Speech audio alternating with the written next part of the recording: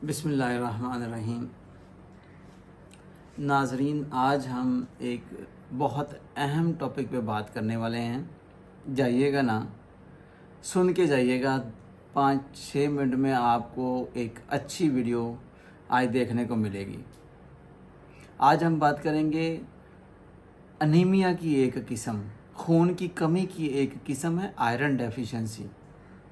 आज हम बात करेंगे आयरन डेफिशिएंसी अनीमिया के ऊपर, जो तकरीबन हर दूसरी तीसरी फीमेल को होता है। वेरी कॉमन इन फीमेल्स, और आजकल तो मेल में भी बड़ा कॉमन आ रहा है देखने को। उनकी जो HB होती है फीमेल की, अक्सर देखने में आया है कि वो 9, 10 या 8 होती है कॉमनली, और मर्दों में पहले होती थी 16, 17 HB, जो कि नॉर्मल 16 तक होनी चाहिए मर्दों में और कम से कम 12 होनी चाहिए औरतों में। तो आजकल की फीमेल्स में HB 8-9 आ रही है, जो कि बड़ी कॉमन हो प्रैक्टिस चल रही है। इनकी कुछ वजह हैं, कुछ वजूहात हैं जो आज हम डिस्कस करेंगे, और ये वजूहात हर बंदे के लिए जानना बड़ा ज़रूरी है। ये पूरी दुनिया में कॉमन है, ना सिर्फ पाकिस्तान या डेवलपिंग कंट्रीज़ में, पूरी दुनिया में बड़ा कॉमन है आयरन डेफिशिएंसी अनीमिया। सबसे ज़्यादा अनीमिया में यही पाया जाता है, आयरन डेफिशिएंसी। जैसा कि इसके नाम से ही ज़ाहिर है कि आयरन डेफिशिएंसी अनीमिया, आयरन को कहते हैं और डेफिशिएंसी कमी को कहते हैं, अनीमिया कहते हैं खून की कमी को। अब वो खून की कमी जो आयरन की वजह से हुई है, उसे हम कहेंगे आयरन डेफिशिएंसी अनीमिया। और ये जाहिर है कि आयरन की डेफिशिएंसी है, तो आयरन की डेफिशिएंसी क्यों होती है, वजह क्या बनती है? आयरन की डेफिशिएंसी कॉमनली 4 वजह होती हैं। एक, या तो ये कि हम खाते नहीं, पहला पॉइंट, हम आयरन ले ही नहीं रहे डाइट में। दूसरा पॉइंट है कि हमारी बॉडी की रिक्वायरमेंट ज़्यादा आयरन लेने की है, जबकि हम लेते कम हैं। तीसरा पॉइंट है कि हमारे जहाँ पेट में हम खाना खाते हैं तो आयरन हमें एब्जॉर्ब नहीं होता पेट में से। जो खुराक में हम आयरन लेते हैं, ये वो आयरन नहीं है जो लोहा आम रूटीन में कहते हैं। ये ख़ास तौर पे एक माइक्रोन्यूट्रिएंट है जो खून बनाने के लिए ज़रूरी होता है, बोन मैरो के लिए भी ज़रूरी होता है, रेड ब्लड सेल के अंदर हीमोग्लोबिन के लिए ज़रूरी होता है। इसको रेड ब्लड सेल के अंदर हीम और ग्लोबिन पार्ट होता है। हीम को कहते हैं कि ये आयरन पार्ट है, ग्लोबिन प्रोटीन पार्ट है, और ये दोनों मिल के रेड ब्लड सेल के अंदर ऑक्सीजन को कैरी करते हैं। तो इसकी कमी पहली बताई थी कि डाइट हम कम लेते हैं, डाइट हम लेते नहीं हैं आयरन वाली। दूसरी, हमारी रिक्वायरमेंट ज़्यादा होती है, हम डाइट कम लेते हैं। तीसरा, हमारे पेट में कोई मसले होते हैं, हमें इंटेस्टाइनल कोई इश्यू होता है, वो हमारी एब्जॉर्प्शन कम होती है। चौथा, हमारे जिस्म में कोई ब्लड लॉस हो जाता है, ब्लड लॉस की वजह से हमें अनीमिया हो सकता है। अब वो कौन कौन सी कंडीशन है जिसमें हमें आयरन नहीं मिल रहा? हम जो प्योर वेजिटेरियन होते हैं और वेजिटेबल्स भी वो खाते हैं जिसमें आयरन नहीं होता, जैसे गोभी और पालक रूटीन में कम खाए जाते हैं शहरों में, उनमें आयरन की कमी हो जाती है। मीट खाते ही नहीं, गोश्त खाना कम मिलता है, जिसकी वजह से आयरन की कमी हो जाती है। दूसरा पॉइंट था कि आयरन की रिक्वायरमेंट हमारी कब ज़्यादा होती है। हमारी आयरन की रिक्वायरमेंट जब लेडीज़ को, फीमेल्स को प्रेगनेंसी होती है या बच्चा फीड कर रहा होता है, तब आयरन की हमें रिक्वायरमेंट ज़्यादा होती है औरतों को, लेकिन वो आयरन की इनटेक कम ले रही होती हैं, जिसकी वजह से उन्हें अनीमिया हो जाता है।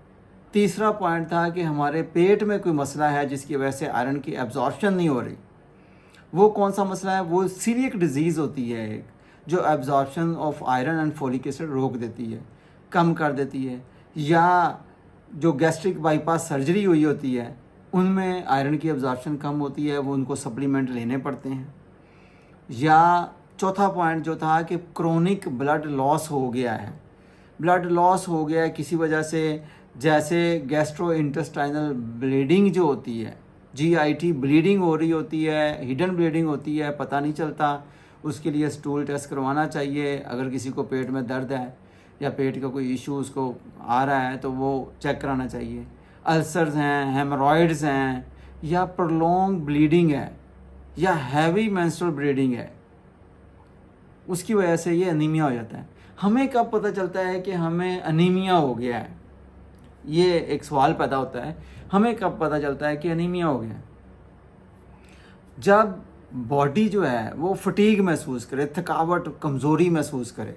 हम जो औरतें या मर्द जिस समय कमज़ोरी फील करें, हल्का हल्का पेल पेल फील करें, येलो येलो फील करें, सांस लेने में थोड़ी सी मुश्किल आए, दिल ना करे सांस लेने का, सर दर्द रहता हो और लेज़ी बहुत ज़्यादा हो, हाथ पाँव ठंडे रहते हों और कंप्लेन करे कोई बंदा या फीमेल या मेल कि उसका हेयर लॉस हो रहा है, तो उसके लिए भी HB हीमोग्लोबिन जो है ना वो ज़रूर चेक करानी चाहिए कि वो खून की कमी जो है ना वो उसकी वजह से हेयर लॉस ना हो रहा हो।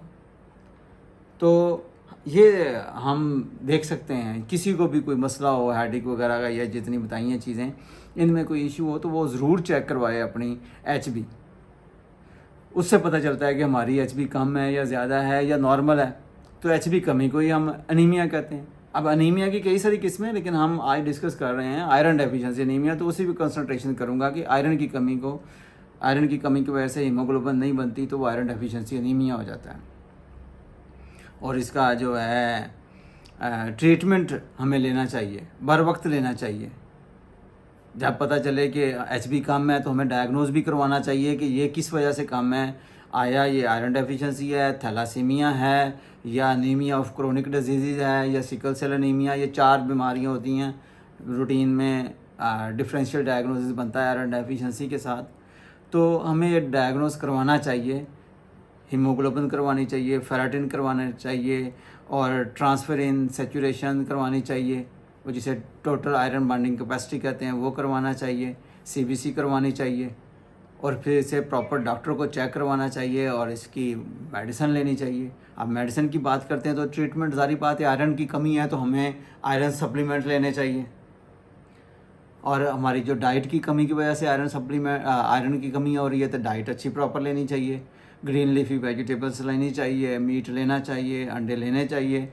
अक्सर कंप्लेन करती हैं लेडीज़ के जो प्रेगनेंसी में हमारा दिल नहीं करता गर्म चीज़ें खाने को, तो खजूर गर्म होती है वो खाती नहीं, जबकि ये बड़ी अहम चीज़ है खजूर। मल्टीविटामिनस या कंप्लीट डाइट, ये खजूर ख़ास तौर पर बच्चों को और लैक्टेटिंग लेडीज़ को, प्रेग्नेंट लेडीज़ को लाजमी दें। बादाम दें, अंडे दें, गोश्त दें। और ये चीज़ें सारी ड्यूरिंग प्रेगनेंसी फीमेल्स अवॉइड कर जाती हैं। ये अवॉइड नहीं करनी चाहिए, इनको प्रॉपर लेना चाहिए, और ये बहुत ज़्यादा ज़रूरी हैं उनकी सेहत के लिए, उनके बच्चे की सेहत के लिए। और जो भी और काज हो अनीमिया की, जैसे गैस्ट्रोइंटेस्टाइनल ब्लीडिंग हो रही है तो उसका चेकअप करवाना चाहिए, उसके लिए मेडिसिन लेनी चाहिए। अगर अल्सर हैं तो वो सही करवाने चाहिए, उनकी मेडिसिन लेनी चाहिए। मर्दों में हेमरॉइड्स हैं तो उनकी मेडिसिन लेनी चाहिए, पाइल्स हैं तो उनकी मेडिसिन लेनी चाहिए। ये सब चीज़ें ट्रीटमेंट करवानी चाहिए, अदरवाइज़ हमें ये अनीमिया हो जाएगा। अनीमिया की वजह से प्रॉपर हमारे जो काम है ना, हम रूटीन वर्क वो नहीं कर सकते। तो हमें चाहिए कि हम ये सारी चीज़ें केयर से लें। हमारा ये बड़ा कॉमन फैक्टर है, बहुत कॉमन है पाकिस्तान में, डेवलपिंग कंट्रीज़ में, वर्ल्ड वाइड आयरन डेफिशिएंसी बहुत ज़्यादा है। इसको कवर करना चाहिए, इसका इजी नहीं लेना चाहिए, और लाजमी तौर पे अपना ख्याल रखें, खुश रहें। थैंक यू, अल्लाह हाफिज़।